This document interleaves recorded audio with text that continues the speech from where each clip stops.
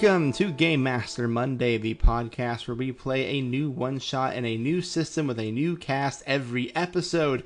I'm Grant, your Game Master, and today we are playing Serving Up Disaster by Malamute. This week, my players are... Hi, I'm Benjamin Gray. You can call me Ben, he, him. I am playing Fulton Bramjaw, the owner of Jimmy's Eat World. Hey, I'm Cohen Edenfield, they, them. I am playing Raymond Kidd, former child celebrity chef, and now adult celebrity chef who is visiting Jimmy Eat World. The ultimate pipeline. Child to adult, sorry. Child to adult. Who would have thought that would happen? No way. Yeah.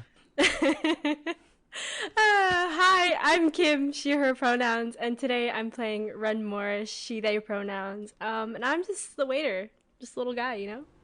You're not just the waiter. Waiters are important. Hi everyone, I'm Moz, she, they pronouns. I'll be playing Monica Zahiri, she, her, our head chef. I am so stoked to have so many of my favorite people who do AP in the same space. It's kind of crazy. We like you too, Grant. Oh, thanks. Let me talk about the game we're playing here today. We are playing Serving Up Disaster, which is an RPG inspired by the hit Gordon Ramsay show Kitchen Nightmares. This week, our players have 3 stats: communication, control, and cooking. Cohen, as you heard earlier, will be playing as the chef, who is an omnipresent NPC who can change the whole vibe at any time. Our players will need to roll with the punches, provide excellent service, respond well to criticism, or maybe even absolutely none of those things. We'll dig more into specific mechanics as they come up. But for now, are you all excited? Woo! I'm pretty excited. I'm on the Well, then without any further ado, let's begin the adventure.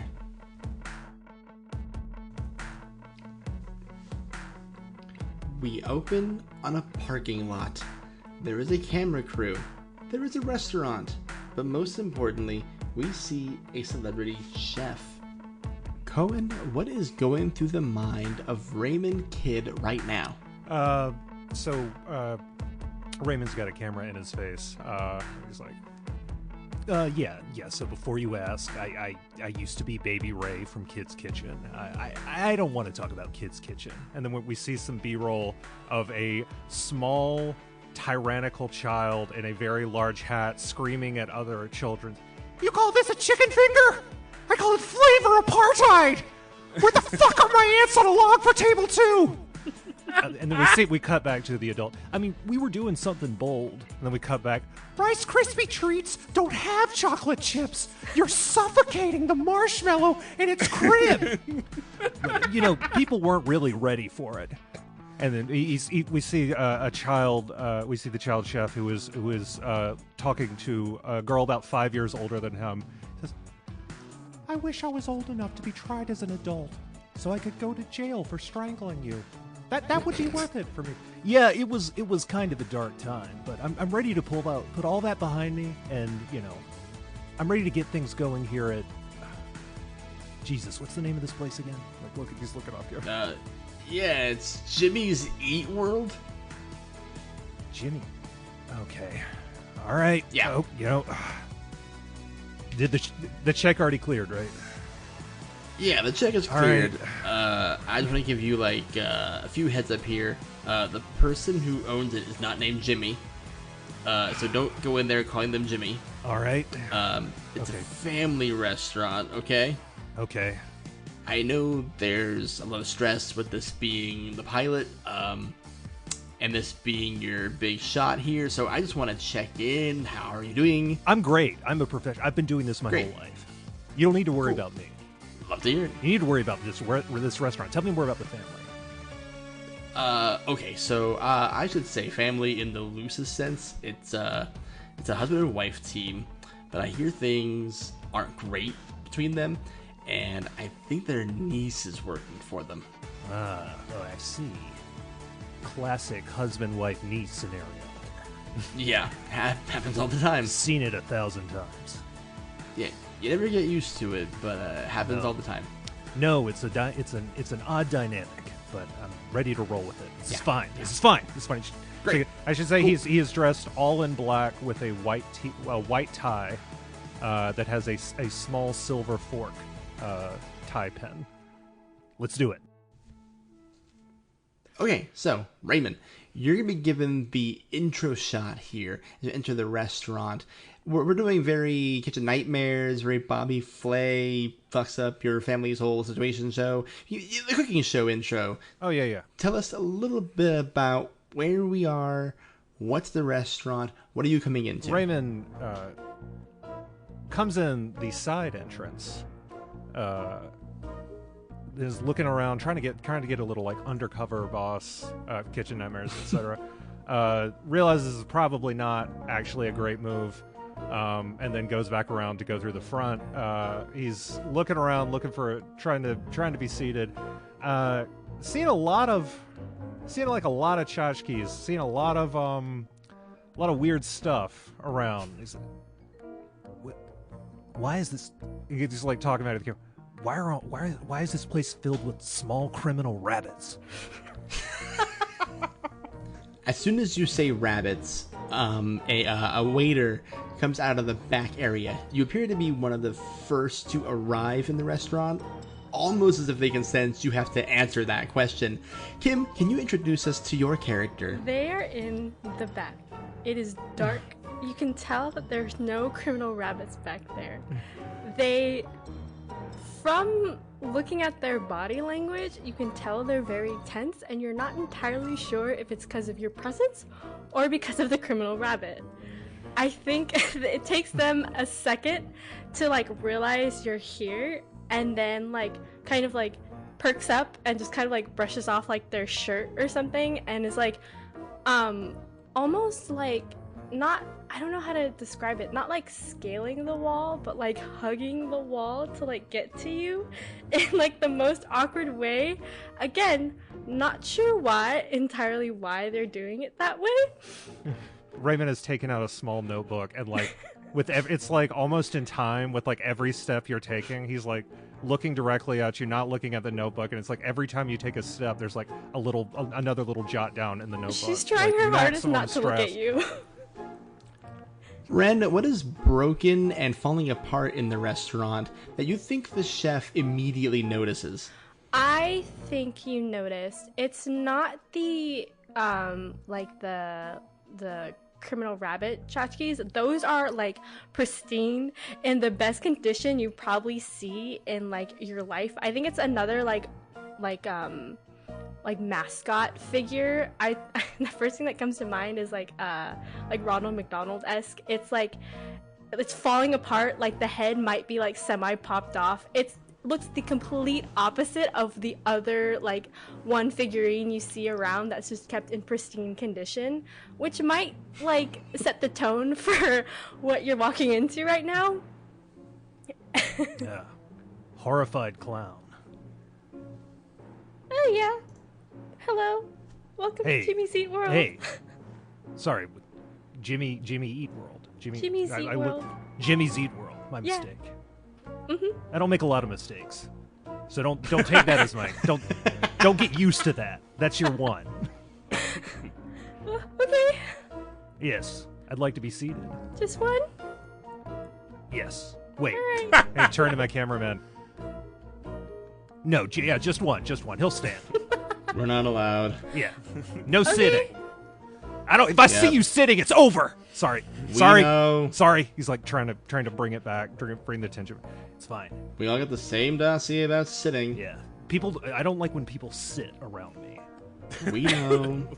Creates a weird energy. Good to know. You know, it messes Yeah. with your flow. I guess I get it. Yeah. You get it. You get Yeah. it. Good. Yeah. Mhm. He's like, his eyes are getting wider. You get it. He's so Sure. scary. like Yeah. the tie pit, the silver fork is like catching the light. It's where you can see it. You can see the eyes of 1,000 noids reflected back at you. She does not look at you. She's looking at the cameraman with wide eyes, almost saying, "Help Don't look me." at the camera. Don't look at the camera. Look at me. Why not? Look at me. Eyes here. Eyes here. They're looking at the ground at your feet right now. That's close enough. I have very shiny shoes. He's looking at his own shoes to see your eye, to catch the eyes. I'm gonna take you to your seat now. You're not the okay? first person I've terrified into having to make eye contact through my shoes. Yes, let's go. Yeah, that's exactly what it is. I'm gonna turn around, and it is like a little kid lost in a grocery store, like doesn't know which table they're taking you to, and they settle for one like more towards the back. I think where there's the least amount of Noid things around. It's like, here's your table. He's following behind you. You can hear him mumbling, "Indecisive sin." Ren, what are some of the menu items you have for Chef Kidd here today? We have this Mexican pizza. It's like, if you can't decide between a taco or pizza, sweetened bowl. Recommend that one greatly. It's great for like when you can't decide what to have for dinner. Oh, I know what I want for dinner. Well, I recommend that. All right. Decisive recommendation. Digging yourself back out of that hole. Good. He's just muttering all this like at like fully audibly as he's writing it down. All right. In the back, there you just hear like crashing of something as Monica kind of throws something to get Ben's attention because she's protective of Ren, and so they're just like. You don't see it, you don't see where it's coming from, but you just hear like something smashing against the wall. That sounded like somebody throwing a Mexican pizza. One of the cameramen runs into the kitchen to go see what the hell that was about. Moz, who is the head chef? Who do we see? When the camera comes in, it is completely calm until the camera pans down and sees like the thing of like a container of stuff that usually flies off whenever they want to get Ben's attention, especially when Ren's out there alone when there's someone important here. But they are well put together. They have very like clean smog, clearly well trained, and they are sitting in the deep freeze, kind of pacing around, like pointing at the bread, then pointing at the tomatoes, like whatever, and just like talking to themselves. And as soon as they see the camera come in, like come back out and like tie the apron really tight. Just, Hey, boss, you okay? oh yes. This is one of your chefs, one of your little sub chefs who works under you. This is Bleed American. First name Bleed, last name American. And Is this a Jimmy Eat World reference? Because I'm going to be honest, I don't actually know anything about that band. well, you knew that. Okay, all right. I just sort of guessed, though. Wait till you hear the other chef's name. This is Bleed American. He says, "Hey, boss, you were in the freezer for a long time." What was the record this time? And they look to a board in the wall that they have like a number that they put down whenever Monica's in there for too long. There's like a chef next to it, and he like looks at his watch and he pans up and goes, "Didn't break it. I'll tell you that." Okay, that's good. That's good then. That's good. Yeah, just is Fulton watching out there? Last I saw Fulton, he was of course. I'm gonna be honest, he might have been polishing one of the Noids. Well, that's not any different from our marriage, so I guess that's nothing new. I'm thinking he might have, like, I saw him in passing. He might already be out there. Fulton, where are you? Yeah, I think Fulton was probably in his Noid Void, which is just where he goes when he wants to avoid conflict. But I think he realizes now he has to come out of the Noid Void. And the Noid Void is just wherever he needs to be alone with the Noid. So this time it was probably just some sort of closet or something. Yeah, you shimmy out of there, and you see shimmy. Monica and the two chefs, and Monica's been trying to get your attention because, hoo boy, Ren has been drowning out there. Okay, I do. I stroll out. I do, despite my aversion to conflict, I really need Ren to stay here, because Ren's kind of the linchpin to this restaurant existing at all. You come in just in time to hear me saying to Ren, "It's amazing. we've only known each other such a short amount of time, and I already have so little faith in you. I think her response is like, she like leans down and is like, is this the part where I ask you what you would like to drink? Yes. Hey, Ren, do you want to make the first roll of a game for me? Sure. I am going to have you make a communications roll. No, Jesus. And in this particular game, this isn't so much about success or failure. This is about, in this moment, what is Ren afraid of? Like, what is something you will fear will happen if this roll fails? Okay, I think in this moment, she's really afraid of, like, fucking up, I think she's really afraid of, like, fucking up Raymond's drink order and, like, is expecting, like, maybe just a simple, like, water or something, and so I think in her head she's like, he's gonna ask for a water, it's gonna be fine, we're gonna be good, you're gonna go, you know exactly, you know where the water's at, you know where the ice is at, it's gonna be so great, it's gonna be so simple. So I think that's what's going through her head right now. Incredible, yeah. Roll 2d6 for me and adjust with your communication modifier, which for the audience's benefit, while you roll that, you don't really get pluses in this game out of the gates. So in this case, she is taking 2 off of this roll. That's a solid 5. Your fear happens. Raymond, what complicated drink do you order? I want you to give me a glass of water, but I need that pH balance to be at about a 3. Now, that's going to be about where you normally, if you don't know, that's normally like a Coke or a Pepsi level. But it needs to be water. I was like, but you don't want to. And don't put anything in it. Okay. Get me some acidic water. Okay. Do you Heavy want, like, acid. lemon in that? Oh, absolutely not. What about ice? Yes, but very basic ice. Will that mess with the pH balance? It'll bring it down to a perfect 0, but it needs to be coming from the interaction between the water and the ice. Okay, will you be able to tell? Is it that sort of like special celebrity chef like palette? Is that what that is? Is it a superpower? I'll be able to tell because of some very terrible things that have happened to my tongue. That has happened to my tongue over the years. It's very sensitive. Okay, I have faith in you. Wow. I turn to my cameraman. I don't. But sometimes a waiter needs to hear that. Sorry, we were speaking. Yeah, you said you had faith in me. Thanks. Yeah, for sure. Appreciate that. And then I'm gonna very awkwardly turn around, speed walk to the back where the drinks are, head down the entire time. All right. I think this is going well. The camera crew all give you a thumbs up. Yeah.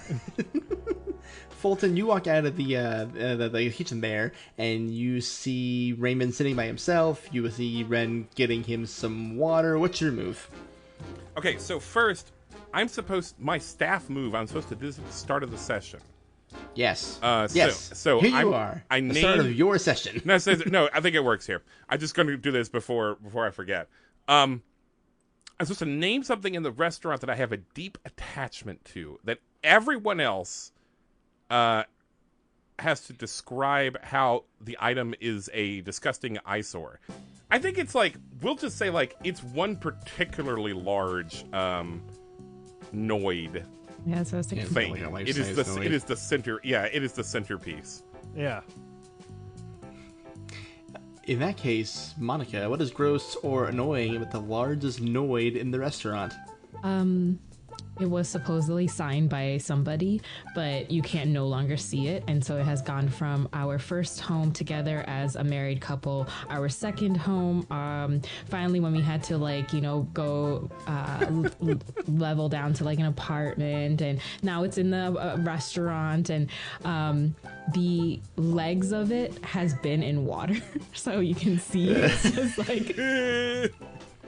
It does not look good. It looks like there's just stuff on it. And no matter how many times Ren cleans it, or somebody is tasked to clean it, whether it's Bleed or I won't say the other one's name yet, but the other one, if they help out with cleaning, it does not get clean. This particular Noid, whoever sculpted this particular one diverged wildly from the the model sheet, and has gone for like a much more like it is not cartoonish. It looks like hyper realistic and like disheveled and like kind of sad. Like you can see like the folds of skin, and you can see like a weariness in the eyes that is there. Like the design, like you can really understand that the desire to ruin pizza is coming from a place of deep trauma. It's like a Blumhouse movie or like an A24. It's like it's weird, but it's important. So we've got this hyper realistic water damaged Noid. Yeah. What else? What else Yeah. sucks about it? Hopping on to what Cohen said, I was gonna mention about how it just looks like it knows like who you are, especially like jumping onto that hyper realistic train. It looks like it knows your government name, your birthday, your social security number. It looks like it's been in your house. It looks like it's been in your house. Like The Noid is from the Fey realm, yeah. yeah. Is the Noid got a dead name? Is that what's good? It's like it's got that energy. Like I hate that. And it's gonna say I it. hate my pizza delivery driver dead names me. yeah, it's the that's- worst. you You don't know, want that. you just want pizza on a Sunday night, and all of a sudden you're like, I don't know, you knew that about me. I hate that. Please These are leave. common names. Shit. Yeah, please leave. And it looks like it just knows everything about you, and it's horrific. And Ren tries to avoid it every step they can, sometimes unsuccessfully. Fulton, you're coming out of the kitchen. The group has acknowledged the terrible Noid that is the centerpiece of your restaurant. Your celebrity chef, who you invited and you volunteered to be on the show for, is sitting by themselves while your waitress is methodically messing with the water machine. What's your move? All right. I'm going to walk up to the chef, and I'm going to stick out my hand and say, I'm Fulton Bramjaw. I'm the owner of this restaurant. I'm Raymond Kidd, but you knew that. I did. And I knew your name as well. Do you shake my hand? Oh yeah. It's Okay, all right. he does I'm going to describe it, but I'm also going to he starts with the pinky, and he kind of does like this number, like just like gives a little wave up in the shake. I don't care like, for that. No, if you would. it's But I'm completely submissive, so I just do it. I'm like, yeah, okay. Tell me, Fulton, what's with all the... Well, I don't know what these are. And he picks up, he just like reaches over to another table and he says, what's with all these, man? Is this your mascot? Well, I legally can't say it's the restaurant's mascot, but yeah, I like to think that the Noid has a little part of me that he's like Fulton's mascot, you know? And well, I just love the Noid. In case you aren't aware, the Noid is the mascot for Domino's Pizza from the 80s, which was the manifestation of all of the annoyances that other pizza delivery drivers would do. So so you don't legally own the rights to the Noid. No, but spiritually, I think I would say I do. Do you think that's a great thing for people coming to your restaurant to encounter for the first time? A confusing mascot situation? That's a great question. I know. Yes. Oh, okay, great. That's not a great answer. I think, I don't know. Is this the toke of denial? I guess I do that when I'm Are rolling. we doing that too soon? If you want to spend a token of denial here early, I won't stop you. So the token of denial, let's talk about that. So anytime that any of the player characters want to take a private moment to the camera, they can put on a toque, which is like a little chef's hat, and they have two options to do so. Toque of denial and the toque of change. The toque of denial, should you choose to take it, will grant you an advantage on a future roll on one condition. You have to either take a condition, which will be a detriment to future rolls, or you have to add a problem to the restaurant that must be resolved before the session ends. Love that. Love that. A dark deal. Will you take it? I definitely will. All right, hell yeah. So I think I'm going to mark name something restaurant that you're proud of and will resist changing. Oh, well. Fantastic. I think I Yeah. might have an idea of what it could be. Yeah. Now, for the audience's benefit, you get to use this particular ability 3 times. You get 3 different options in this denial category you can choose from. And once you do it once, you can't do it again. So name something in the restaurant privately to the camera with testimonial that you're proud of and you will resist changing. I'm sensing that Raymond wants me to remove the Noid stuff, and I kind of thought maybe he'd have suggestions for, like, maybe how to move it around a little, but, like, the Noid is the heart and soul of the place. People come into the restaurant and tell me how much they love it. You see the cameraman kind of shaking his head back and forth. Yeah, it says like footage not found. Yeah. Raymond, you are going to be speaking with the head chef next. After realizing that Fulton went on and on about the Noid, and Ren is still trying to get the pH of the water just right. Yeah, we see like several attempts where it's like brought over, and I dip my tongue down into the water. I'm like, terrible. Try again. Oh, I thought I had it that time. Yeah, but you didn't. Okay. Right? That's weird. She leaves the glasses on the table. She doesn't take them back Oh yeah. with her. Each one he's tearing pages out of the notebook and writing not correct, wrong, mistake. Not this one. Too sweet. Next. Yeah, it just needs. Yeah. Monica, you know this man has to eat your food at some point, so you just come barreling out of the kitchen and take matters into your own hands. Yeah, anytime Ren had to, there was little drops of something or crashing in the kitchen, just her kind of like Ren's alone out there, and we'll kind of come out just with this very classic kind of smile, just chef, of course, welcome to our restaurant. Jimmy's Eat World, I think. I wanted to come out here and meet you myself. What are you having for wonderful. today?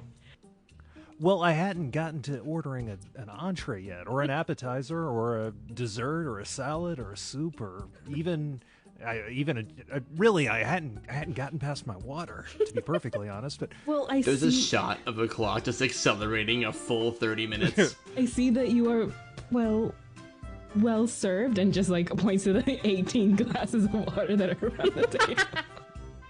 we're getting there for sure. They'll kind of look to Ren. But maybe it'd be faster. I could order. What would you recommend? I see a few things. Yeah, you're handed like a book of a menu. Like, Just All go right. fucking Oh, nuts. right. Oh my God. All right. Let's see. We got Wisconsin fried duck, deviled veal, spaghetti outrageous. Oh, here we go. Scalded yams. Scalded yams. I wouldn't typically go for that, but that is good. Yeah, and the Alaskan king cobra live. Monica kind of looks over and just is wondering if this was a reprint or something that was like, It's on the menu. Like I'm just. and looks over to Fulton like, you didn't take that off. Like how it's like 2024. Fulton gives a thumbs up. Of course. They kind of. Okay, so you what was that again? Alaskan. Ren, could you write this down for me? Sure. I put down 2 glasses of water. I was take in the one. middle of bringing to the table. I shuffled through my multiple pockets for a notepad. I'm just gonna write it on my hand. What is it?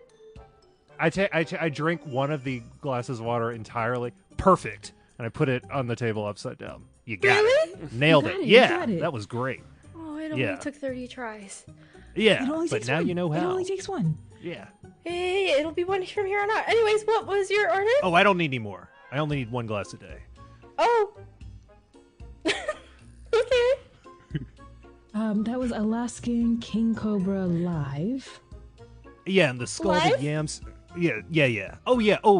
I'm gonna need it to be live. I need to. Is it a I need deal to make sure the breaker if it's glands not? are. No, absolutely not. I'm gonna need to milk it myself. Okay. I look at Monica like, why didn't anybody tell me this was on the menu? I look at Ren like, I didn't know it was on there either. So you wanted the Alaskan King Cobra live in all caps, I write down. Yeah. And what was the other thing? Scalded yams, yeah. Oh, a particular favorite. Okay, yeah, I can do that for you. Wonderful. I believe in you. Turn to the camera. I don't. And Monica Water see was this as awful. We gotta use the thumbs up again. I like you don't wait for later. No, they're just cutting it. Just look in the you just look at the closest camera. I and do them I like immediately. look fully over my. I don't look at the right camera. I'm looking away. I'm just like, don't cut to it. Just at a wall. could I also do a token of denial? Yes, please. So I will grant you... Oh, that reminds me. Fulton, for your token of denial earlier, would you like a condition or a problem? I've added the condition: will get extremely aggressive if anyone touches Annoyed from now on. Oh, God. Great. Okay. Same question for you there, Monica. Would you like to take a condition or a problem? Give me a condition. All right. So you can go ahead and pick any of the token of denial categories you want here, and then just tell me what your condition will be from this point forward. Okay, so they will, if this is like a camera thing, they will, describe why they don't actually need the chef's help. So Monica kind of sees the little interaction between the chef and the cameraman, and then like switches to her outside with like a cigarette kind of like burning away. She hasn't even taken one. She's just flicking at it. She's like, I'm a good chef. I've been trained. I know how to make good food. Okay? I don't care. 18 pages, whatever is on there, it's going to taste great. Okay? Whatever if Fulton, goddamn Fulton, put on there, it's going to be delicious because I know how to cook, and that's something the chef can't teach me. And then finally they're gonna take it like a really deep drag off their cigarette and like just flick away and go back into the kitchen to cook. You hear a camera person go, "Ow, shit, ow! What are her shorts? Why did you Monica wear keeps shorts? Damn!" All right, you head back into the kitchen. The cooking roll for me. That is a 5. Okay, so what is Monica's greatest fear while trying to cook live Alaskan king cobra and scalding yams? The fact that not many people order it, so it's usually in the back of like an old part of like in a storage room, and so whoever is taking Just care like in a wicker basket, I assume. Yeah, it's just she doesn't know if it's like alive still. She's like, dang it. I forgot this section. Fully, you go into the back of the storage area there where the king cobras are being kept, and you see your other chef, whose name is Static, prevails, just like literally trying to like, everyone's shaking their head at me, just trying to get the cobra out of the basket with the recorder. I'm into it. Thank you, Cohen. Thank you. Some of us really got into Jimmy Eat World during 2002. Yeah. I played Tony Hawk 4. Yeah. But yeah, like just trying to get the snake out of the basket with the recorder, and it's just like struggling, like The neck. this never happens. The neck. You gotta open the basket. show All how neck. powerful you are. You gotta look it in his eyes. You gotta. So I gotta put the you gotta basket. just stare at it and then like, grab it by his grab neck. it. Just 1, 2. That's it. 1, 2. That was No, a you thing. Yeah, you gotta do it. Yeah, but like I don't have stats. So like maybe you should make a control roll for me. I was just by a demon. I don't know what happened. Worst stat. And that's my worst roll. That's a 4. Wait, that's a 4 minus 2 for a 2. Even worse, you open the basket, and yeah, your fear is realized here. Yeah, that snake dead as hell. Okay, that's a lot better than I thought it would be. Okay, maybe we could prop it up. You just got a weekend at Bernie's, that snake now. Maybe if we shock it, I'll just wiggle on the table. I think in this moment, Ren walks in, being like, "Hey, Monica, how long do we have on the..." Looks at her hand. Getting Alaskan King Cobra. And scalded yams? Send out the yams first. Bleed. Yeah. Put on a hairnet. And get on the yams. No. Absolutely not. I'll make the yams, but I'm not putting on a hairnet. No way. They kind of like turn to Static and just like sighs and just. I thought it would work that time, but I guess not. Okay. It never has. I don't know why you would think that. So yeah, he's making scalding yams. There's hair getting all over the damn place as he makes it. And he just haphazardly hands a scalding hot plate to Ren and says, "All right, good luck, kid." Oh, thanks. I think, and then I grab like my like waiter's apron to like hold it and go, ah, hot, oh, hot. Ow. Oh, you're gonna want to use your actual hands. The grip on these plates is terrible. Just slipping out of my hands, and then I have to grab it with my actual hands. Like, oh, okay. And then I speed walk back to Raymond's table. Raymond is like dipping his tongue into one of the other glasses of water. He's like, "Yeah, it's still incorrect." Oh, hey! Sparks walks by and just puts a cigarette in the water you're drinking. Oh, hey! I like that. Raymond is seeing how much you're suffering. He's like, "All right, yeah, this is." Oh, the presentation on this. I gotta say, I wasn't expecting suffer style. Yeah, here's the scalded yams. Ouch, shit. Oh. She's like airing out her hands from how hot the plate was. It's Raymond, scalded. He reaches into his jacket pocket to pull out a very long knife, and with a quick flick of the wrist, has like completely peels the yam, just like, and then he takes out a very small fork. And he twirls the yam skins around the fork, and it comes up looking sort of like almost like a lollipop, just like they've completely blanched off of the yam, and then just in one bite he's. I'm gonna tell you, it's not good. It's pretty disgusting. They taste nothing like yams. The texture is, for lack of a better word, hairy. Oh. These aren't nearly hairy enough, and they're not scalding enough. These aren't hairy enough, and they're so cold. They're far too cool. I will say your suffering was great. That part was very much in the traditional style. But whoever you've got in the kitchen needs to give it some work. You're doing great though. You're great. I turn to the camera. She's blowing, but you're. I want Fulton to come out and like usher her back to the kitchen and be like, "You're blowing it." Hold on, I got more stuff to say about how she's blowing it. And now I'm going to follow back. Do I follow back into the kitchen at this point? This would be a perfect place. So I'm just going to let you know what happens next here for you, Raymond. Now that you've eaten the food, it was terrible. We're going to assume that Alaskan King Cobra came out and it was dead as hell and, dare I say, unmilkable. He's tucking the dead cobra into his jacket. Just like that. Like a reverse clown bandana situation. It's just like he's tucking more and more snake into a pocket. Yeah, the front of your jacket looks like the back of a guy from Men in Black who like gets possessed by parasites. Yeah. It's just squirming. Yeah. This portion here is where you're going to just review the restaurant. You're going to observe a typical dining evening with real patrons, and you're just going to come back there and talk about what you've experienced so far before you head on onto the floor. You know, I'm reminded of a song. Soft sweat, sugar on the asphalt. Our hearts littering the topsoil. Is this a reference? This is also a Jimmy Eat World song. You know, for the guy who wanted to name the restaurant.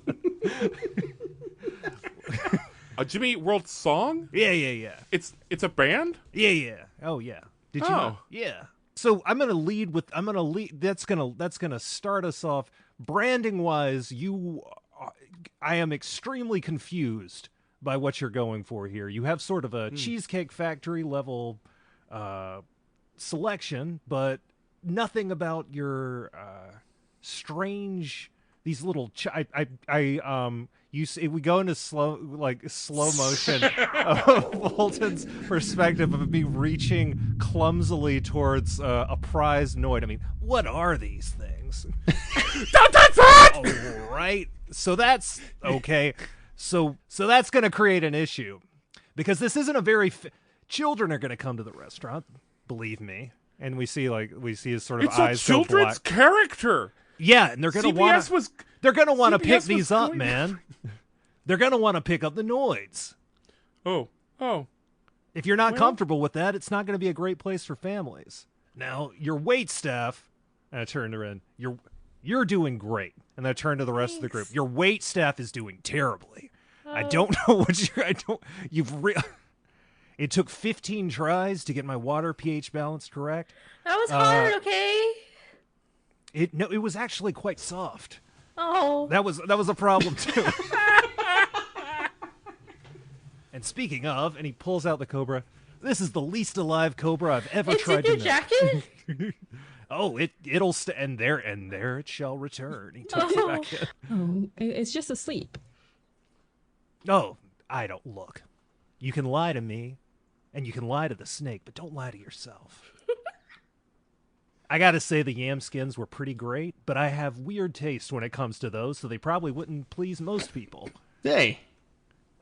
Bleed just nods affirmatively, like, I didn't do the right thing. He's gonna reach over and pick out a hair out of his head and like touch it. Like, yeah, my compliments. But most people wouldn't. People lack culture. Also, when I was in the walk-in, there are several dozen small dogs sleeping in your walk-in freezer. Do you have an explanation for that? Because health code-wise, it's worse than the hair. Oh, this will be fun. We can do an identify a problem roll here for you. So, Fulton, Yeah. I'm having you roll 2d6 for me. We're going to see how major of a problem a bunch of dogs in your walk-in freezer is. Several dozen small dogs. Several dozen small dogs. So I went to a convention recently, and I bought these dice from a vendor, and they were dice that were thrown away by someone because they felt they were cursed.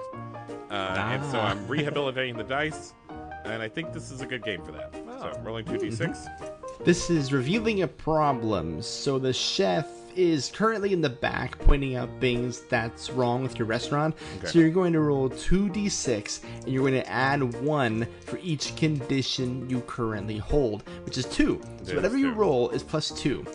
But again, we want lower numbers for this particular roll. Okay. I got a 8. That's a hit. Yeah. With a complication.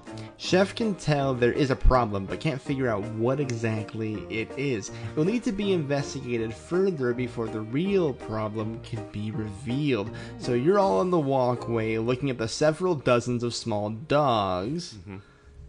I mean, this can't be good for them. Like 36 dogs? Like Minimum, from my description. Yeah. I think yeah. Yeah. It's a big walk-in. Well, they're small dogs. I guess, okay. Stacked like cordwood. There are 36 yappy little dogs all in this walk-in freezer. They're Yorkshire stackers. Yes. And as you will start like looking around and really finally getting a good whiff of this room, it becomes clear what the health violation here might be, especially if you've walked into any building or kennel or anything that has several small dogs in it, small or otherwise. Oh. Gross, Grant. It's just gross. Just call something like a season. So yeah, there's an odor permeating this room and it's seeping through a lot of the food items. So I'm gonna go add a problem onto your problem tracker, which is you've got a stinky freezer. Monica's just looking around like she doesn't understand. She has nose blindness, so she's just like, what? Those are my emotional support dogs. They sit there with me in the deep freeze. For all 36 emotions, there's like one different one for each. The full spectrum of Her inside feelings. out room is Thing. crazy. Insane. Disco. She's got the Disco Elysium Right brain. now she's feeling aggravated, so she's like looking for the one that she's like, she calls her little little Aggie, and she just wants to hug it really badly. It's got fur that's grown in like angry eyebrows. That is a 5. you hear a barking from the dining room area, and somebody's like, "Why is there a dog out here?" He got out. He got out. Ren, let's go get him. I need you to come with me to make sure that we get it. Okay, Okay. Which one escaped? that's Augie. Oh. I'm on my hands and knees. It's okay, sir. He won't bite. This isn't what I ordered. No. But Don't move. don't move. Nobody move. He doesn't like Okay. Nobody move. Does it bite? movements. Monica. Quick movements. Don't do it. Don't scare Augie. Just very Okay. slow. Very slowly. Oh, hold very still. Yeah, no movement. You got Raymond walks up. I found an alive cobra, and it's like, see this, and he's like milking. His like venom is squirting out between you, like almost hitting your face. You got to be able to milk him. And Monica's face goes to Augie because it's like a sharp movement. They're like, no. Augie is going towards the life-size Noid. Oh my gosh, I don't know what to do here. Okay. Ren, make a control Oh roll. boy. Okay. And Monica's just yelling out to Augie, like, Augie, don't. Like, it's very slow. Here's the thing. Here's the thing about the giant Noid. So once per session, if I fail on a roll, I can choose to automatically succeed, but then that thing gets destroyed. So I don't Yes. think you can destroy it here. I got a 4. Ooh, okay, yeah. Augie is charging to that thing, and he looks nigh unstoppable. Augie, sit. Oh, I Monica, you're gonna have think to this do is me. I think this is I'm gonna get the strength of a parent, like lifting a car off of their child, and I'm gonna like run the fastest I've ever run to intercept this dog. Oh, why not? Let's call it a control roll. Well, that's my worst one. I'm noticing that's a pattern with this group. Could I do communication to do like commands? And Monica is just like that dog parent, like, no, stop. So I with want.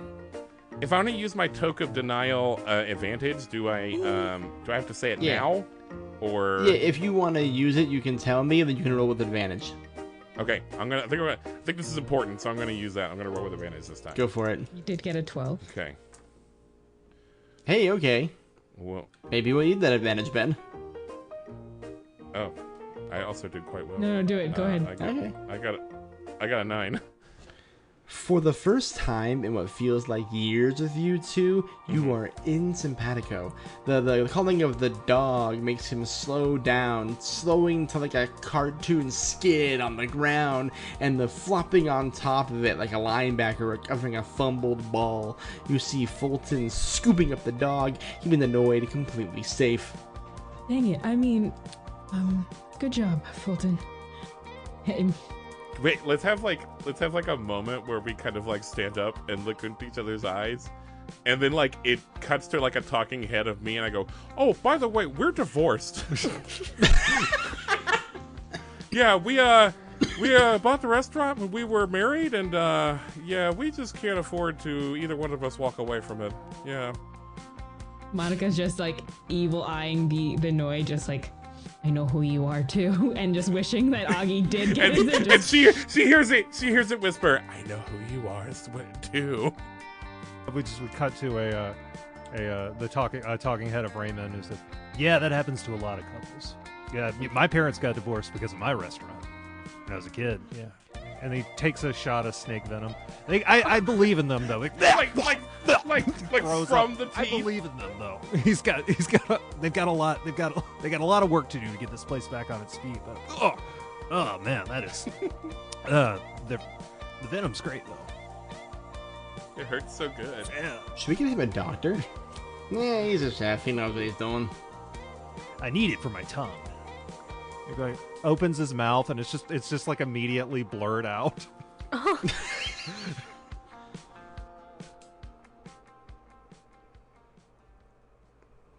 Hello, all you cool cats and dogs and birds and gerbils and fish and snakes and domesticated hogs and formerly feral wolves and siblings. Welcome to the middle of the episode, where I tell you about other things that are also cool, starting with our new friends over at Spirits and Monsters of Old Seattle.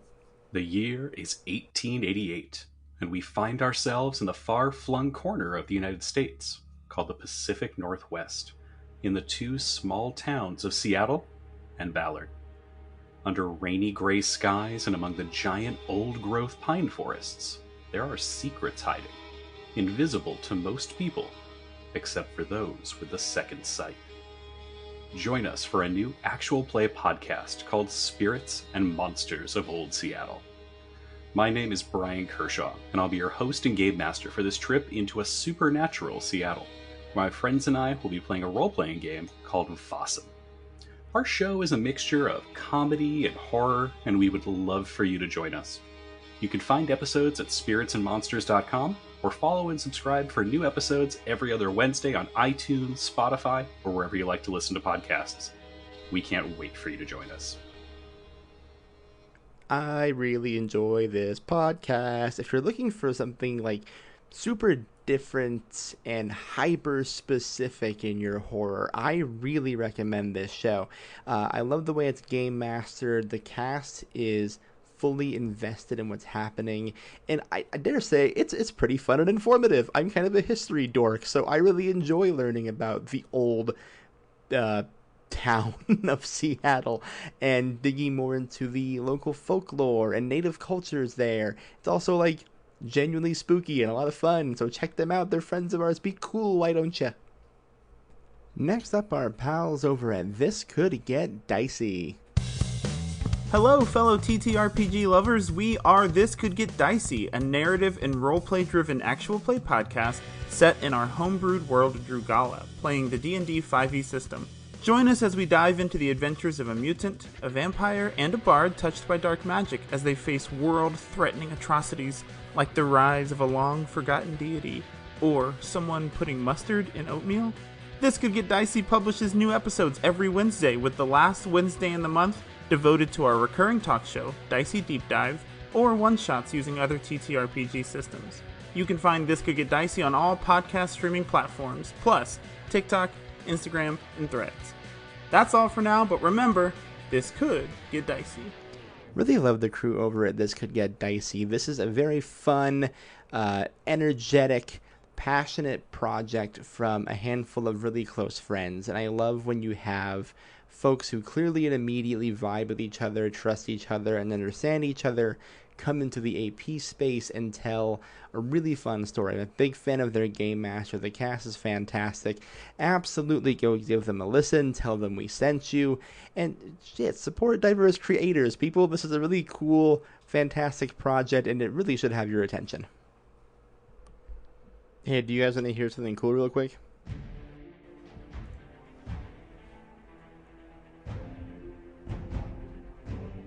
Damn, this is a pretty, epic war anthem kind of song. I wonder where I got it from. Do you think maybe I typed it into some kind of AI music generator, or maybe I yoinked it off a YouTube video, or maybe I've gone totally corrupt and just started taking things from established projects? No, you fucking idiot. I got this from Monument Studios. Monument Studios is an online music library with a Kickstarter that is live right now and fully funded. It's going to be great for your TTRPG project, your home games, your podcasts, your live streams, or just bumping in your car on the way home from work. Oh, and don't worry, they don't just make epic sounding things like this, though it is epic. They got a whole diverse library ready to roll for you. Here, check this little ditty out. Yeah, that's right. They got horror music too. They got adventure, they got horror, they got fantasy, they got modern, anything you can think of. And it's not just music. They've got ambience, they've got sound effects, they have background chatter, white noise, background music, sound effects. Anything your little peanut brain can think of, Monument Studios has you covered in a massive library. I'm not even whistling Dixie here. I'm just sitting here going through the library, picking out what to put in this here ad, and I'm just flabbergasted by how much content there is. Like, check this shit out.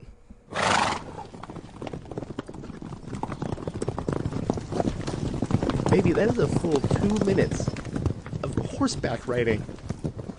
Listen, editors out there, I know some of you are podcast editors who listen to this show.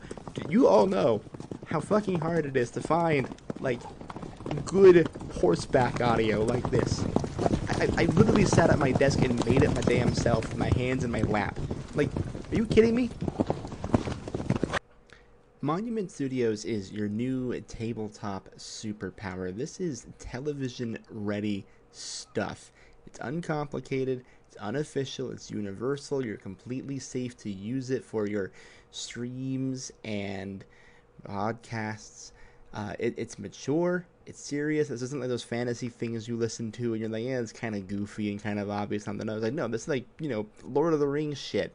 They're Emmy nominated, and if you get on the Kickstarter now, you can back it for as little as $1, and you can back it at higher levels to get access to the subscription service called Fantasy Plus. You get a whole dashboard of little tools you can use with your audio. Super easy to use and understand. Please check them out. There's a link for them in our episode description. And now, without further ado, I return you to Jimmy's Eat World and Serving Up Disaster.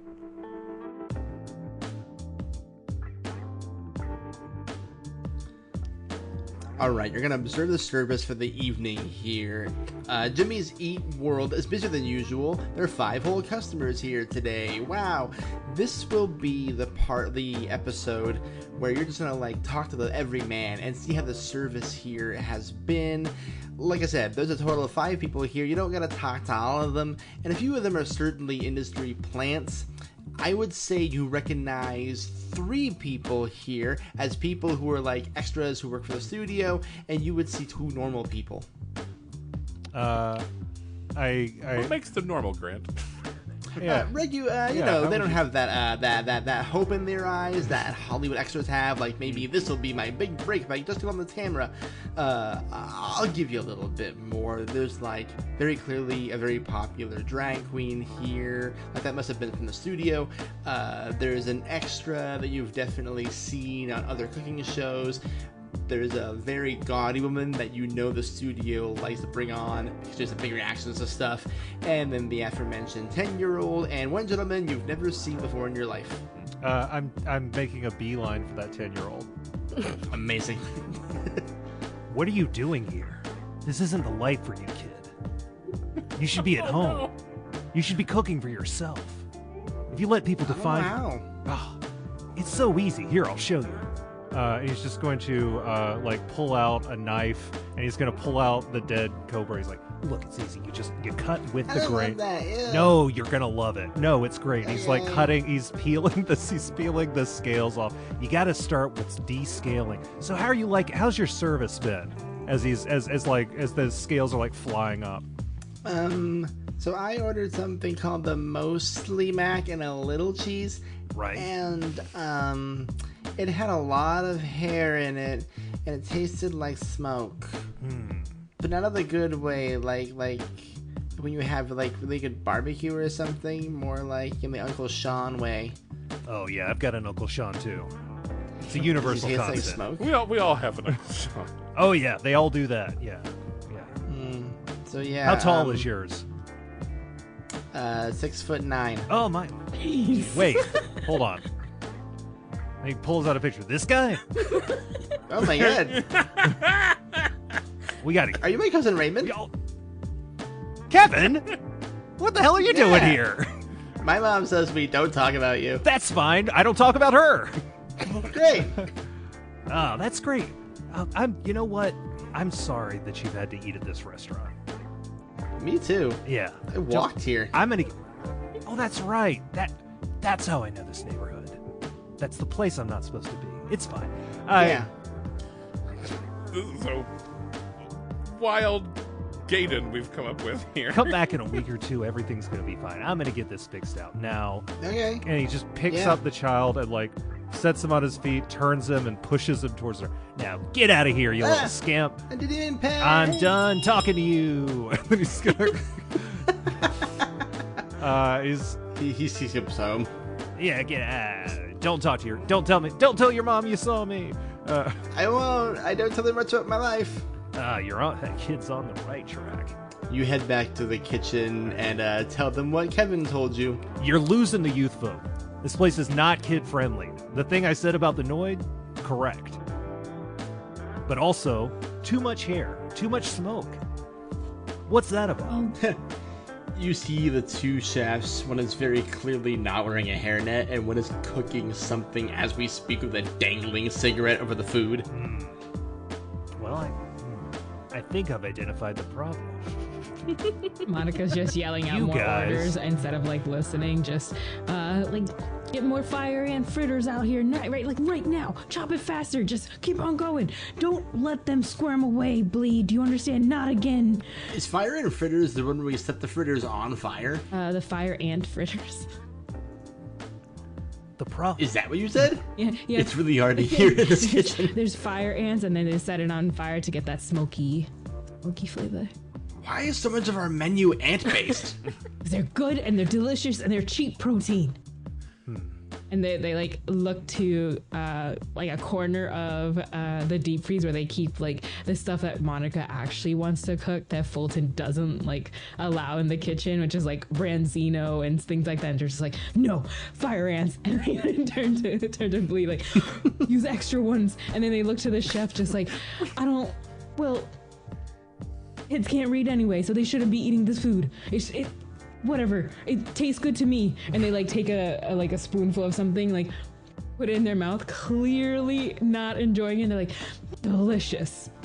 Monica, I feel like you've lost your passion here. No. When chef? did this become? When did you fall out of love with doing this? When did this become about serving? When did this become about serving customers and not about serving yourself? You're the most important person in the restaurant. Forget about them. None of them matter. No one else. If you're not cooking what you love, then you're just not really cooking. They like turn to Static and just like they were chopping really fast, and then as the words of chef is kind of getting into their head, it's like breaking through the little ice a little bit, so it slowed down. Monica, let me make a quick learn from the master roll here. So Chef has given you some decent advice, and I'm going to teach you a new skill, which for our purposes we're going to call loving yourself. And I'm going to have you like follow Chef's teachings around 2d6 plus your cooking. That is an 11. Oh my goodness. Okay, you're going to learn a new move or recipe, and anyone can use this for the rest of the game. I should have taken this before, but I was thinking about, dang it, I should have gotten this when I talked about how much Monica loves her deep freeze, and it's her safe zone. It's fresh frozen. Amazing. When chef reveals problems regarding the hygiene within the kitchen, insist there is nothing wrong with any of it. Roll with advantage. Oh, that's gonna come in handy very soon, I would imagine. Seeing Fulton go in there, they're going to look to the deep freeze like, get out of there, just like instantly. But then they're gonna try and hide it, like as if like a couple is like, oh, there's people here, I shouldn't have said that. Fulton, how do you react to that? I think I want to do a token of change. Ooh, okay, cool. I want to admit something I've been doing was wrong and clear a condition. Perfect. So you can gain the specific benefit from that toke.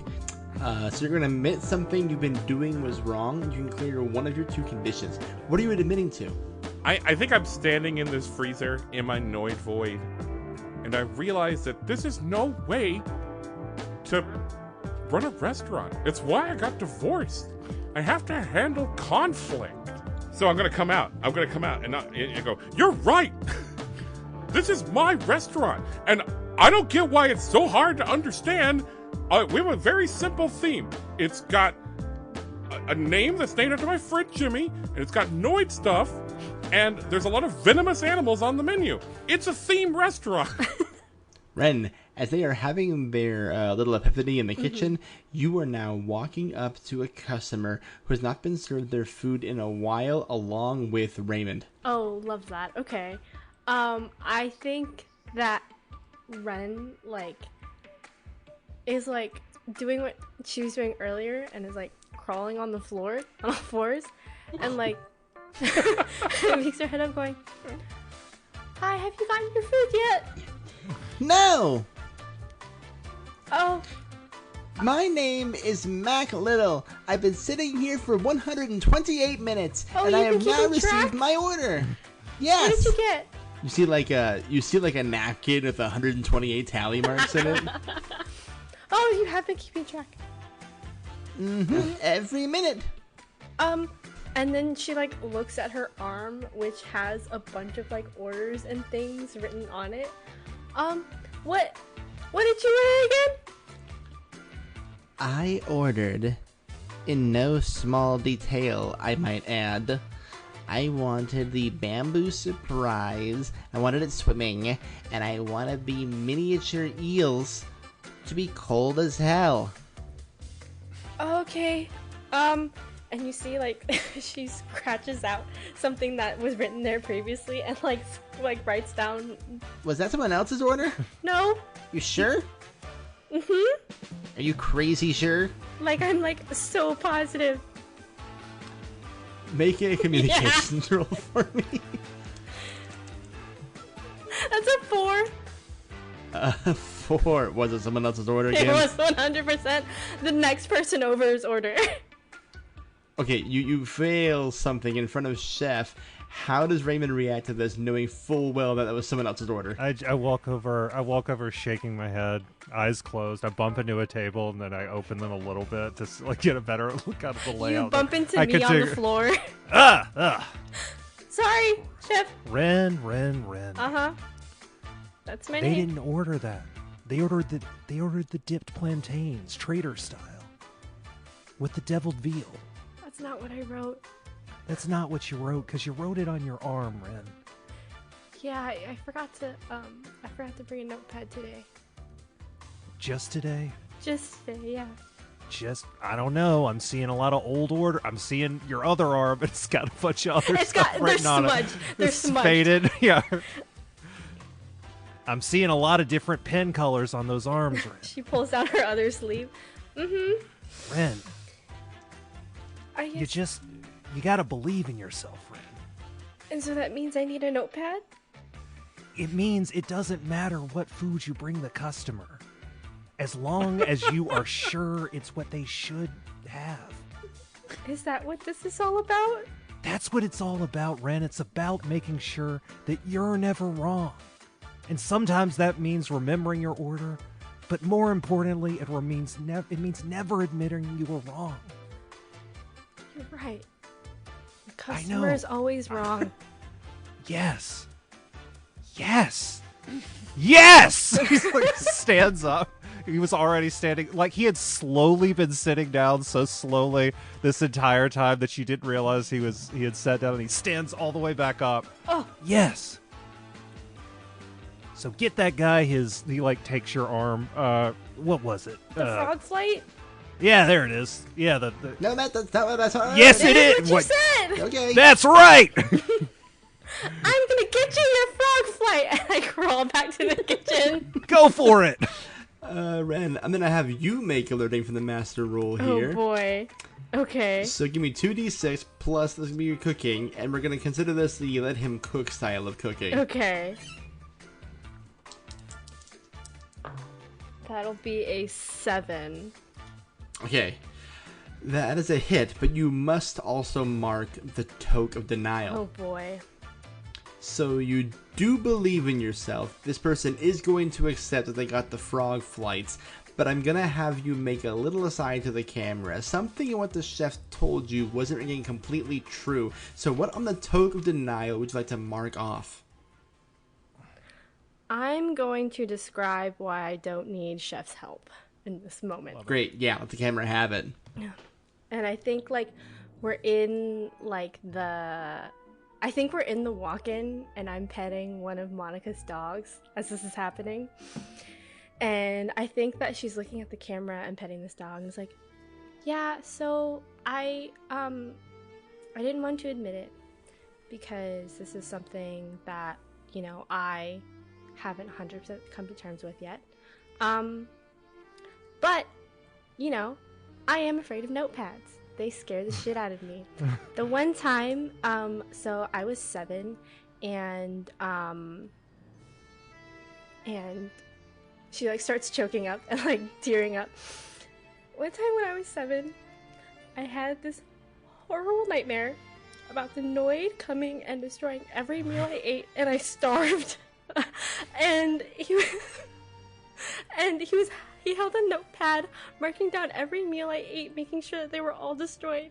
And since then I could never hold a notepad, but it's okay because since then I've realized that my arm is the perfect vehicle for writing things down, and I can't believe he doesn't see that. That's so helpful. I write them down in different colored pens so I know which day I've done it, and Chef doesn't get it. Chef doesn't get it. I don't know why he doesn't see that.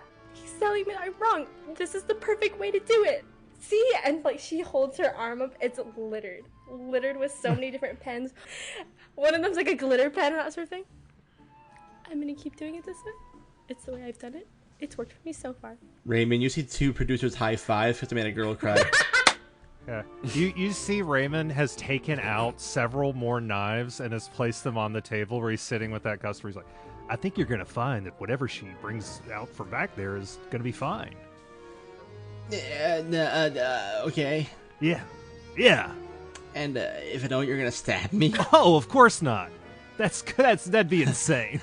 That would be insane. Yeah, wouldn't it be? Because they're really sharp, though. He's putting them back in the jacket, like absently, like extremely, like stabbing them down, like into the jacket pocket, like very aggressively. Just poking out the feather from the front. Yeah, right. Yeah, no, but it's gonna be great. Frogs. Yeah, it's not like it's it's not like it's your last meal or anything. Are you supposed to be on the customer side of this part of the show? I'm a chef. I'm on my own side. Oh. As should everyone. God, you're cool. Yeah. Did you see my little tie pin?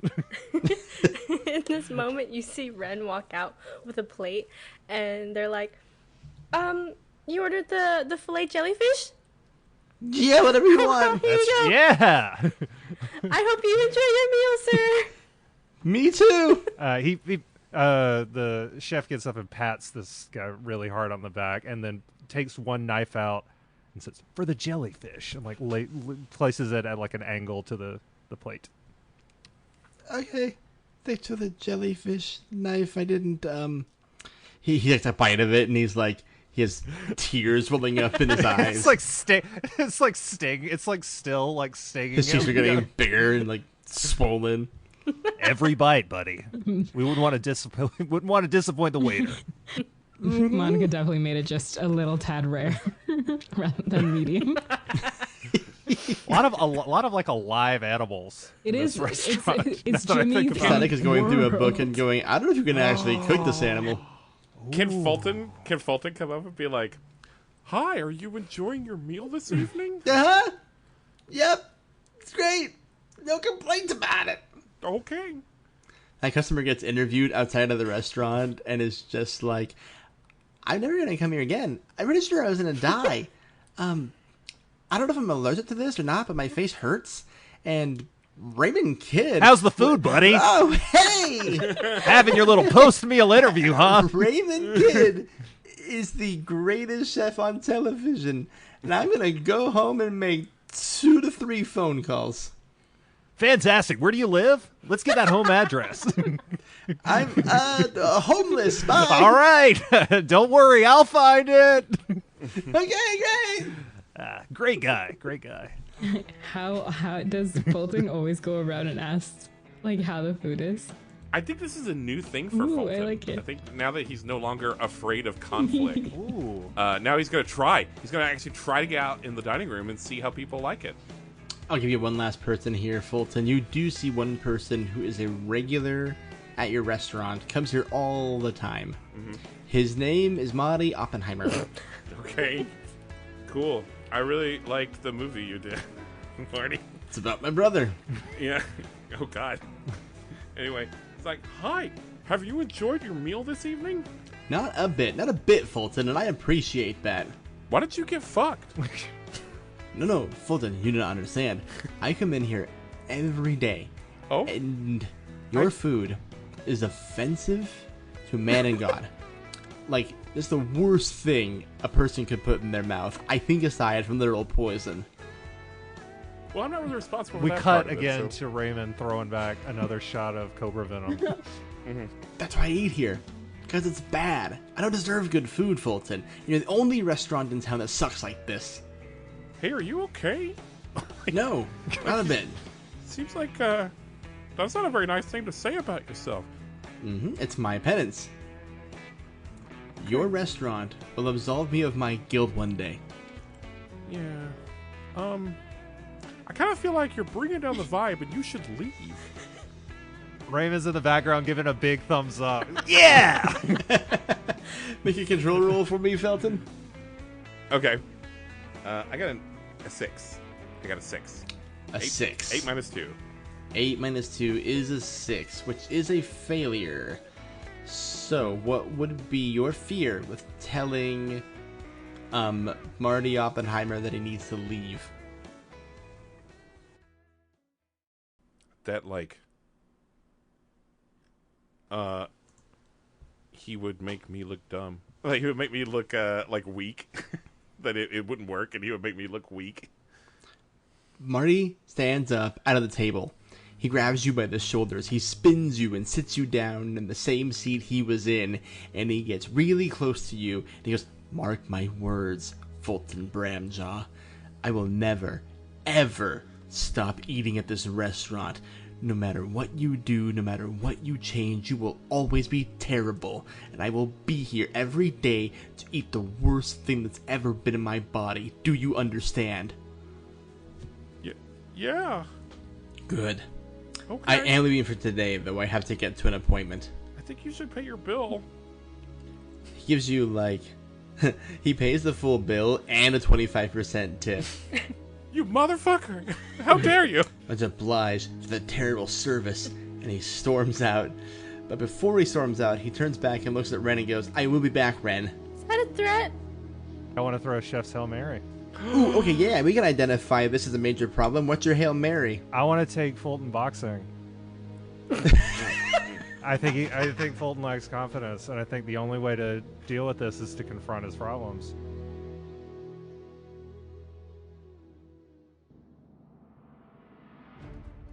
All right, so Fulton, you have been given an address and a time, and you have arrived at an empty boxing arena. You've been you find a bag with some gloves, and it says like prepare, and a note that says "Prepare yourself." So you get ready to go, and you hear in this distance the sound of squeaking shoes, and you turn, and dressed in a full body Noid costume but with boxing gloves, Oh no. Raymond is there. That's right, Fulton. Because you need to stop avoiding your problems. And he takes a big, like, cartoonish. It looks like claymation, and you realize that your water bottle has been spiked with something, and and like he goes, he punches you. He punches you in the stomach, and you feel your eye. You feel your eyes bulging out cartoonishly like claymation. You need to stop going into the avoid the Noizoid zone. What is it? What? The Noid Void. The Noid Void, that's right. That's right, Fulton. You got to get out of that Noid Void. It's time. You enjoyed the Noid. And he punches you again. Oh my god. Oh Yeah. my god. Yes. Don't you Oh see? my god.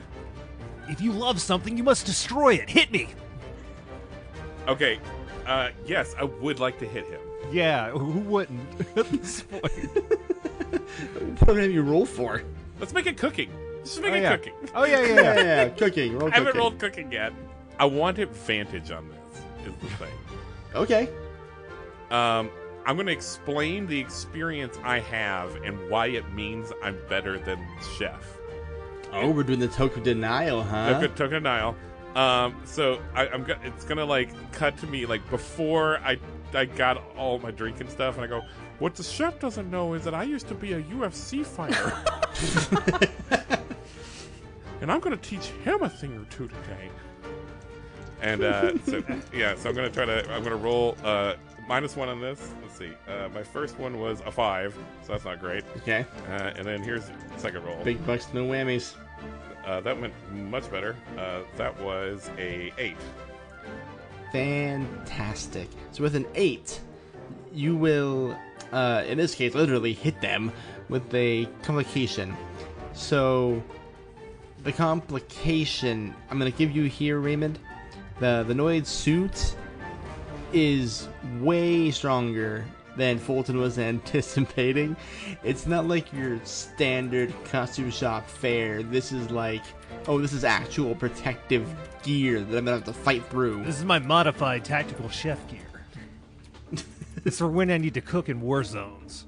I've given myself a new condition. Great, which is I'm now, instead of going to the Noid Void when there's any conflict, I'm just super aggressive now.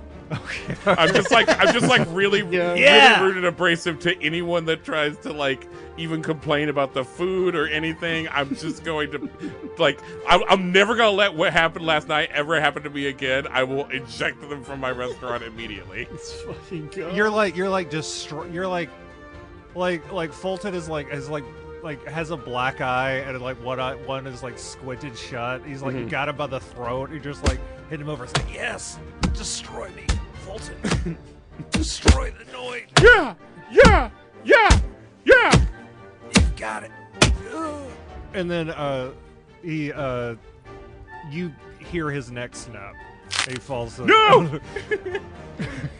A team of medics like fly Well, into the ring. and then like big like claymation cartoon X's grow on his eyeballs.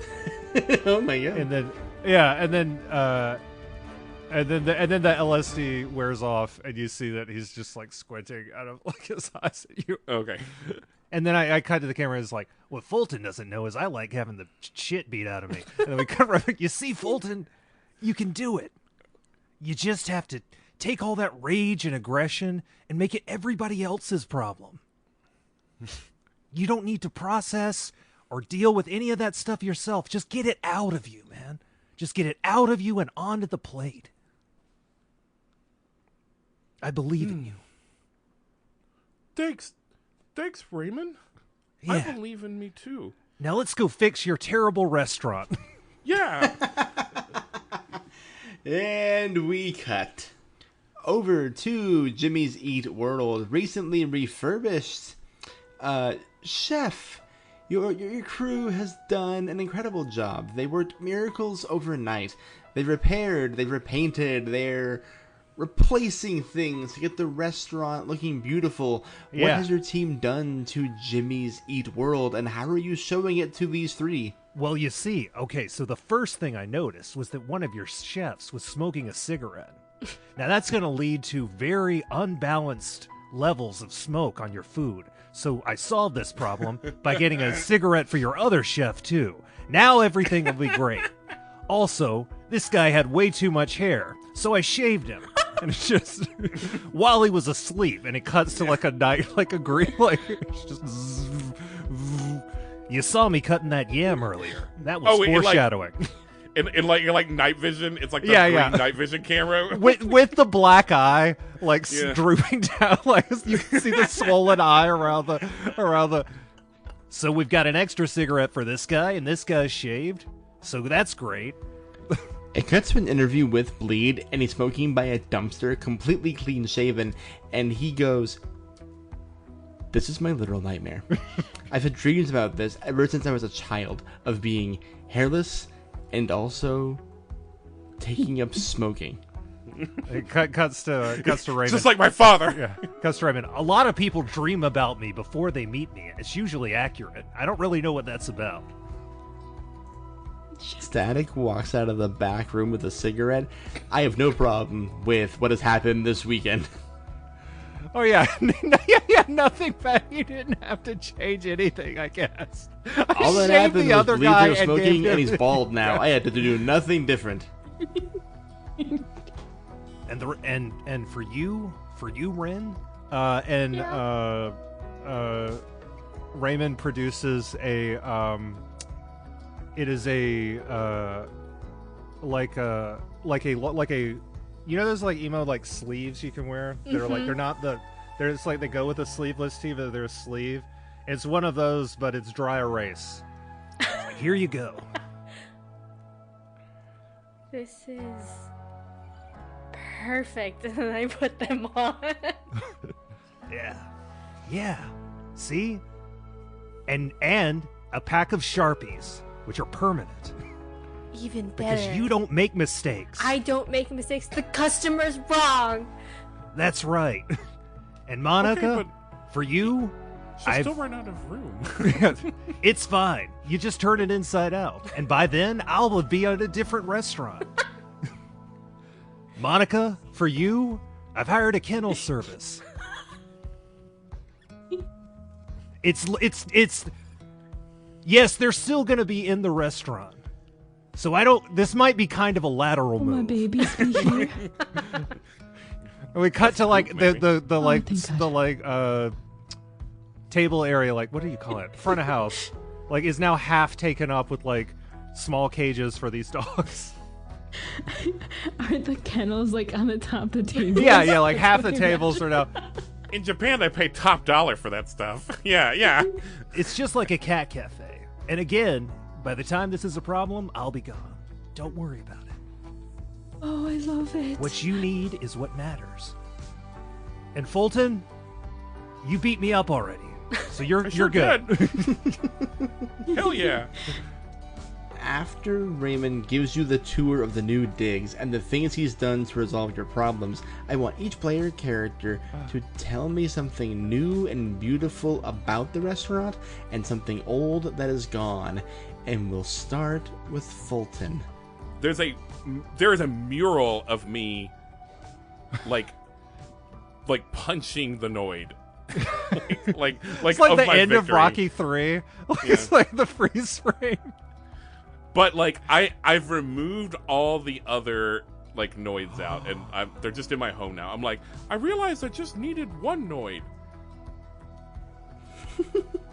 And we've commissioned a beautiful portrait of it. Yeah, it's a beautiful portrait. I'm gonna take Raymond's advice. I'm gonna enjoy the Noid. Yeah, and all the Noid stuff is at my house now, where I get to enjoy it there. So win-win. It cuts to Raven.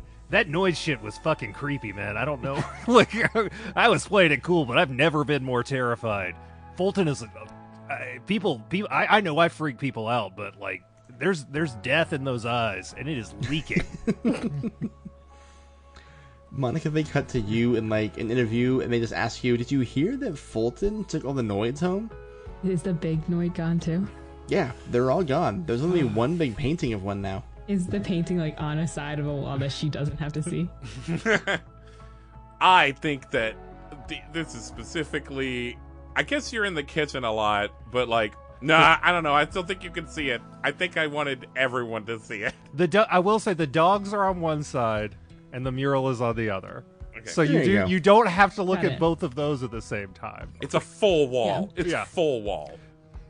Monica's kind of like smiling to herself, just thinking about what to say, and just looks up to the camera, just like, you don't have to live under its shadow anymore. Not literally, anyway.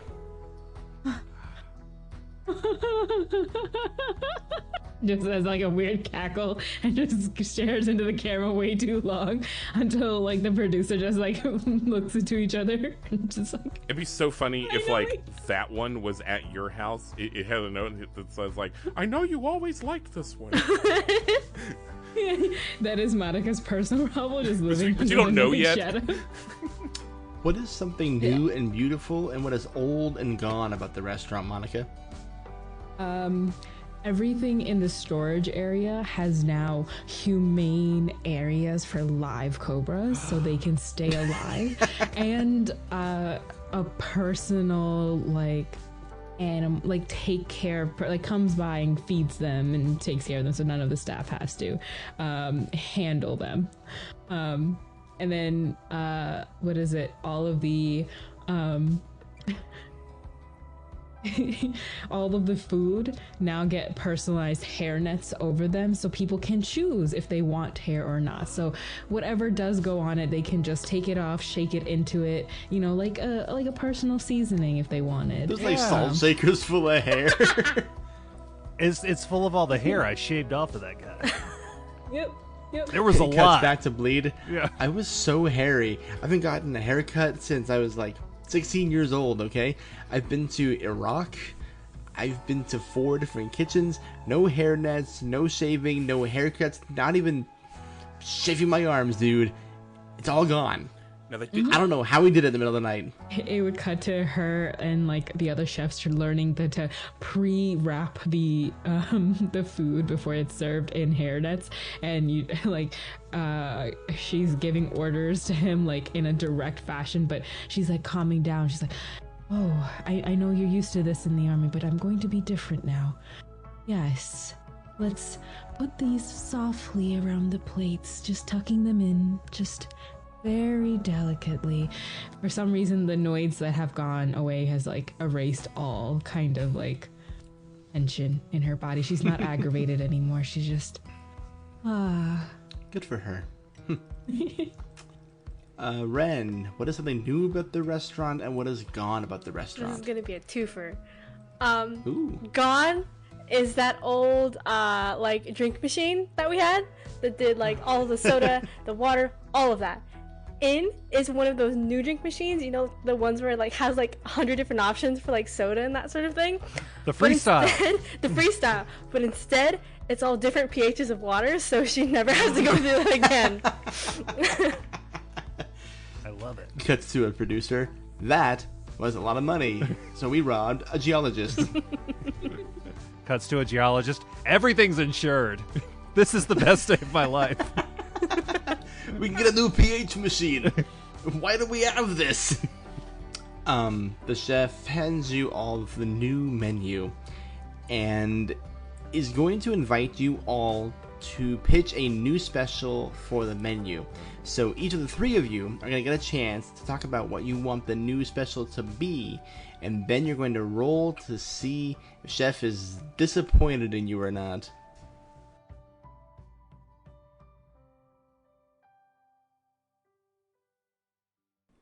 Okay, so hear me out, right? You know how we had the Mexican pizza? It was messy. There was too much going on. It wasn't self-contained. All of the toppings were on top of each other. Hear me out. We're known for the Mexican burger. What this is it's 2 tortillas on top of each other, right? And you have the burger. You have what else goes on a taco? The lettuce or the slaw, you have the tomato, you have the sauce, you have it all contained. And it's not like the Mexican pizza where it could just be thrown all willy-nilly and all the toppings could fall off. It's all contained in one spectacular bite. Thoughts? Let's find out. Roll 2d6 plus cooking. Alright. I don't think I have any pluses for cooking. I think you gave away an actual $1 million idea on this podcast. Okay. That is an 8. An 8 is a hit. So for this pitch, that is in fact a success. The Mexican burger gets added to the menu. Raymond, your thoughts? Ren, this is something entirely new. This is incredible. He's cutting it up, he's biting into it. It's perfect. We cut to the camera. This is a quesadilla. Ren has reinvented a quesadilla. However, I just did not have the heart to say it. And it was great. So nobody say anything. But this is absolutely a goddamn quesadilla. I wanted to You're like, yeah, taco. Quesadillas are good. He said it's a tortilla, and then taco materials and another tortilla. It's that is what that is. Ren, this is amazing. Thank you. It came to me in a dream. Is it a dream you had after? Never mind. You know what? It's fine. It's perfect. After you went to Taco Bell. You had a quesadilla. It's doing great. The Mexican burger gets added to the menu. Okay, so the restaurant to deal, we have the live cobras now, but that's a lot of cobras, and so we got a couple of monkeys, to like herd them up. All the cameramen at once go mongoose. Okay. But the customers can also order the monkeys for eating for food times. And so there's like a mongoose and pasta dish that's called Rigatiki Tony. That's pretty fucking good. I can see the joke coming from a mile across, like a car speeding at me. All right, so roll cooking. 2d6 plus your cooking. No, you know what? Here we go. I want this to automatically succeed. Hell yeah. And so wherever the giant singular Noid has ended up, like maybe it was being delivered, it was en route, it was going to be delivered to Monica's apartment or whatever, and it gets into some kind of like Rube Goldbergian like at a stoplight, some stuff happens on a scaffolding or something, and just like a wrecking ball just like falls into the back of this truck and destroys it. Yeah, absolutely. I've got you. There's a truck driver at a stoplight, and he's just sitting there. He's just listening to tunes, and he's looking through the rearview mirror, checking his other two mirrors, and like, you know what? Life's pretty good. I'd be pretty disappointed if something came through and destroyed this truck. And behind that is a guy driving a wrecking ball car, machine, and is just like, just shaking a huge thing of coffee, like a big gulp worth of coffee. And it's like, this is my fifth one today, and if I stop driving, I'll die. And they like throws it on the ground, and the sheer momentum swing the wrecking ball forward, crashes into the back of the truck, the noise shatters into 1,000 pieces, and the wrecking ball stops just short of the guy having a great day, and he turns around and goes, wow, that could have really hurt. Somewhere Monica is like lighting 2 candles and just praying like, please, please. Something has changed. Please kill that truck driver. Okay, also, so it does get added to the menu, but the moment that happens, Fulton drops dead. Raymond sees it, he's like, my God, this is great. Just like digging into... It's not the first body I've had to hide. He he starts rolling them up, and the last Noid memorabilia, which was just a rug in the shape of a Noid. So it doesn't really hide the body that well. It's more just like around the middle. It's just like one of the ears flops over your eyes. Monica, your dish. Yes, let me turn off these candles real quick. Okay. Are we not gonna mourn him? We're gonna throw him in a rug and kill him? What happened? We got a show to make. I'm in the kitchen. I can't hear you because I'm in the... what happened? Nothing. I'm busy. Get him out of here. They're like dragging him by the ears of the Noid rug. Monica just looks to Chef and just says, Chef, I've been thinking about this for a while. Think of snapper, right? Put like and she just describes this very, very fancy liquor that she's going to like douse it in, tomatoes, fennel, all this, but alive. And then she'll bring out this board, and she'll say, she'll put the snapper onto the board, and then you'll see the snapper just start to sing like those bats. We'll call it Zeus's Zesty Snapper, but with a Z. Right. Snapper. Right. Let's see. And it just starts singing, what is Raymond's like most hated song?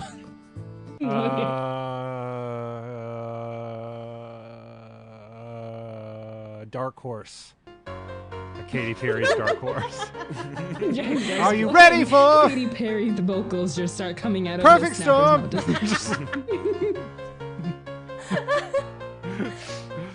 think. All right, let's see how I feel about it.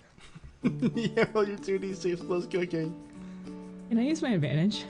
Yeah, of course. Please. That is a 10. There you go. It's a hit. So it gets added to the menu. I hate this song, but that's not what's important. What's important is you like this dish. I do. You've learned, Monica. You've learned so much, and I feel like you and Ren are going to be doing so much better now. Of course, and Fulton too. Right. Fulton? For sure. For sure. There's like two producers pushing the rug out the door, like, That might... Wait a minute. He takes... Raymond pulls out 2 bottles. One of them says LSD, and the other says extremely deadly cobra venom. Which one? It's not important. Hallucinogenic venom. They both do the same thing, but one has a way worse side effect. Yeah. It's fine. So, as Fulton's corpse is led out of the restaurant, I am going to have, above table. This says roll 2d6 and the total number of problems to determine how well the relaunch goes. It doesn't say who rolls it, but I find it only thematically appropriate that this be the one roll that Cohen gets to make. Ooh. So, Delightful. Cohen, you are going to roll 2d6 and you're going to add 3 because the problems we have are the stinky freezer, bleeding static's very existence, and the waitress not using the notepad. All of which you resolve during the refurbish. So here we go. This will determine how well it goes. This feels like Return of the King, where like everybody's doing their best, but it really just comes down to whether Frodo makes a damn like wisdom saving throw to get tipped into the ring. It's exactly the same stakes as that, yes. Yeah. That's a 9 plus 3. A 12. A 12. It goes perfectly. Yes! The restaurant is open yet again. Yes. Patrons are flooding into it. You see people dining on snake pasta with a side of mongoose.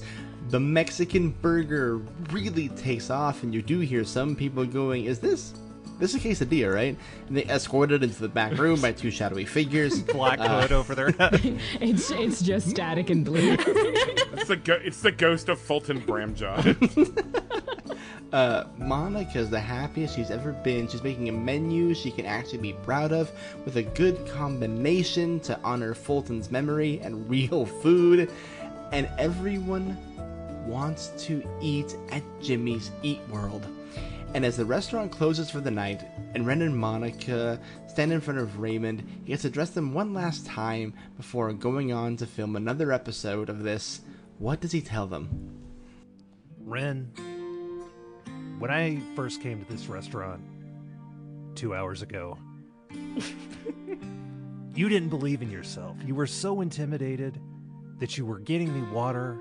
You were getting me weird glasses of water. I don't even care about the pH balance of water. I can't tell the difference. Don't? No one can do that, Ren. That's crazy. That's a crazy thing for a customer to ask for. But what's important is, now you know not to deal with that kind of shit. It's all about you. You're right. And I want you to take that energy into the rest of your life. Because you've got a great restaurant here. But if you don't want to work here, go do something else. Monica, great restaurant. Yes. Sorry about your ex-husband. I don't know if you're technically a widow now, because if you got divorced beforehand, it seems like you're not. What are your thoughts on that? The Noid's gone. Yeah. They didn't want Fulton gone, but like in that way, but in a way, they are also good. There are no thoughts in Monica's brain except cook. Yes, I can do that. That's all you need. And Fulton, we cut to Raymond is at Fulton's grave and is placing a small Noid figurine on the top of the grave. Fulton, wherever you are, probably some kind of Noid-themed afterlife where you're being crushed and killed and ruined in the various ways that happens to the pizza and the claymation commercials. That's what I assume anyway, and is canonically true now. I just hope you know that I'm thinking of you. like you said, canonically true. Yeah. Like you're like, I've decided that that's canonically what the afterlife is. Only for you, buddy. Me, Raymond. Just for you. And then you see a small silver fork tie pin placed on onto the grave next to the Noid, and then the camera cuts, and there's nothing there at all, and then it pans down to a newspaper on the grave that says Raymond Kidd dead at 45, and it's dated a week earlier. And that is Surfing Up Disaster. Oh. That was a hoot. That was a fun game. Thank I like you this all. game. Yeah. So much for playing. Surfing Up Disaster, again, was created by our friend Malamute. It's currently in early status, and updates and changes are being made to it constantly. But as you can see, it's fun now. Go get it for crying out loud. This is a great game to play with a bunch of people who like cooking shows, who Absolutely. like cooking. Mm-hmm. Who have way too many pop culture references stewing in their brains at all times. Stewing. Stewing! There you go. We did it. It's so easy to make jokes when you have a theme. It's so easy. Ben, thank you for playing. Where can we hear more of you? Hey, I am on the podcast Roleplay Retcon, which I make with my friends Jinsey and Alex. We remake like infamous movie flops. We try to make them better as these like TTRPG mini campaigns and sometimes one shots. You can just find that anywhere you get podcasts. Oh, also we pair with like indie bands to do soundtracks for each series. Ooh, that sounds great. Roleplay Recon rules. At the time of this recording, they're doing the League of Extraordinary Gentlemen, and it fucks. I dare say it fucks. Cohen, thank you for playing the whole ass chef here today. Where can we hear more of you? Hey, you can hear more of me on Skull Tenders, which I DM with my friends Casey, Amber, and Jess, and also we have all original music for every episode by Seth, that's Amber Carr, Casey Green, Jess O'Brien, and Seth Boyer. I don't know why I just said the first names first. It's a D&D podcast I DM about ghosts who get day passes from the afterlife so they can hunt down necromancers in the land of the living. We're about 20 episodes in. We're just wrapping up our third arc. Very good time to hop on. I dare say I agree. I've been listening. It's Thank really you. funny. It's so good. shit. God, I love Thank you. Skull Tenders. Man, I just really love Skull Tenders. Oh, thank you. Kim, where can we hear more of you? Oh boy, hi, I've been Kim. You can hear me over on 5 Gyms in a Trench Coat. We're a TTRPG actual play podcast where we rotate GMs and TTRPG systems each season. We've played a bunch of things. We've done Fate Core, Cyberpunk Red. We also do a bunch of mini-series in case you don't want to hop into a full season. We get it. We've played the Marvel Multiverse role-playing system, the Escape from Dino Island, Perils and Princesses. We're currently doing D&D 5e Strixhaven. So we're a fun time. If you like TTRPGs and 5 different DMs, join us. Hell yeah. They are a fun time. They're our homies for life. You've heard their ad on our show probably dozens of times. You've been listening already. Last but not least, Moz, where can we hear more of you? Yes, you can find me over at Mozzarelle over at Twitch, where we do community built worlds and world building, and we have a lot of people who are new players and new GMs and want to run things, where we produce stuff over at Starcrawl RPG. I know it's a double plug, but hey, one's more produced, the other one's where we get all chaotic and make stuff up. So we are currently doing our Kids on Brooms campaign called Dark Recess, which was also a little bit homebrewed so that we can do level ups and multiple year campaigns, which was just nominated for a web fest. So I cannot wait. Yeah, hell yeah. And we are also premiering Blades in the Dark. That we'll see how that goes, because it gets real dark. But it's great because it's a party full of wonderful people in a burlesque troupe who might be doing very suspicious things in their basement. But it's all fun. New players and new GMs run games, and people who are veteran GMs and veteran players either build wonderful things or run games with new players. Yeah, it's awesome. It's a lot of fun, and it's a really special space. I love the hell out of Starcrawl. I was binging the Kids on Broom series this week with Dark Recess, and it's so damn good. So damn good.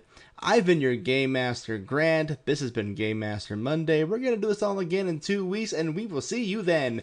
Bye-bye. Bye. Come back and listen, or I'll shave you in the dark.